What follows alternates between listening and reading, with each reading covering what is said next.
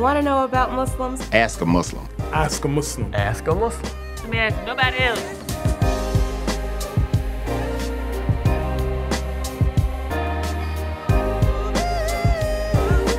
Hi, I'm Colin. I'm from Philly, and I was wondering why Muslim people have gigantic, bushy beards. I mean, who doesn't like a nice beard? Facial hair is just manly. Muslims like to look manly. For women, it is discouraged. Facial hair, it's just a symbol or a marker of Muslim identity. A lot of people put emphasis on the beard because it was the sunnah, that was the practice of the Prophet Muhammad, praise and peace be upon him. And so a lot of people, they like to emulate that. The Christians at that time, I believe, grew their mustaches and trimmed their beards, so it was like a sign, I guess like a symbol for, you know, Muslims to recognize each other.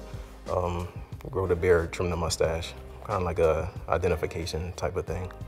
It's not mandatory. It is more of a cultural thing as opposed to something that is truly required in the Quran.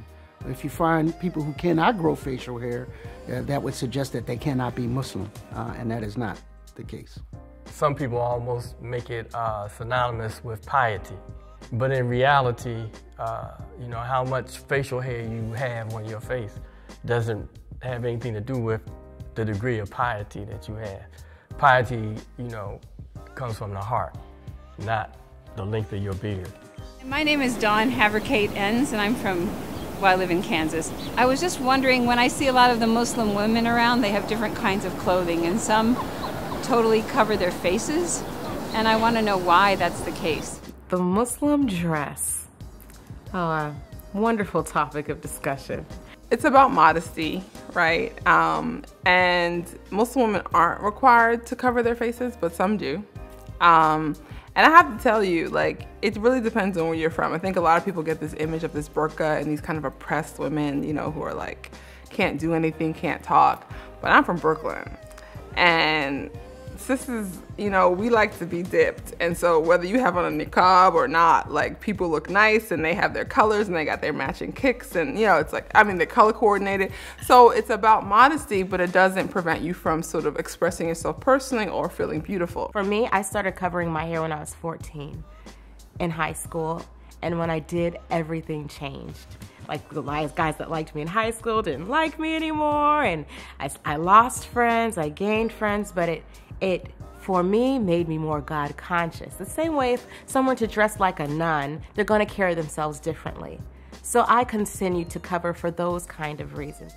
Muslim women just wear the clothes that they want to wear. They just happen to be women that, you know, say, hey, I want to be modest and cover up my attributes because I don't want everybody looking at what I got and just looking at me, demeaning me, and looking at me up and down, trying to figure out how I'm rolling and how my curves is shaped. That's all. And I tried stepping outside without my scarf one day, and I lasted all of 30 seconds because I don't want that attention of, yo, baby.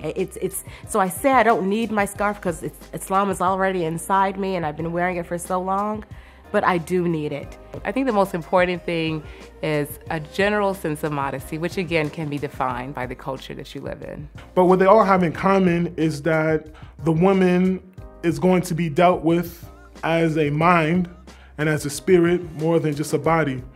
And in our culture, when I say our culture, I mean traditionally in American culture, the woman's body is used for everything, to sell cigarettes or toothpaste or rental cars or movie tickets or whatever. A woman will walk down the street and when you see her, the way she's dressed, you know as much about her body as her husband does, okay? And you don't even know what her name is. So what the Muslim woman is doing is saying, the world is going to deal with my body on my terms. It's not that Muslim women are wearing so many clothes, it's that Muslim women are covering themselves so they don't put themselves on public display. It's just not for everyone in general to see. Next question. Why do male Muslims wear the dresses? That is not a dress, okay? That's not a dress. Now, you're going to have to change your terminology. Men don't wear dresses in Islam. from time to time, Muslims may garb up in thobes. They're not dresses, but it goes back to a cultural time when they were more comfortable. They're a little more cooler in the heat, and often are a lot more comfortable than tight, skinny jeans. Again, this is just, these are generalizations, okay? Because all Muslims don't wear thobes. Yeah, I don't really wear them. I started to wear one that they just, mess around. So we believe that the Prophet Muhammad was the best human being, and so we want to follow his model in every way. Of course, his character is the most important thing, but some people even want to follow his way in terms of his dress. And so they understand that that is the way the Prophet Muhammad dressed. And also it could just be that as Muslims, we come from so many different cultures in the United States, so people are borrowing all kinds of different dresses from other cultures that people consider more Islamic or Muslim dress. So it's not really a dress, and people need to kind of like broaden their horizons. If they traveled around, they would see that everybody doesn't dress like people in the West. I don't wear dresses, son. You know what I'm saying? All right, listen.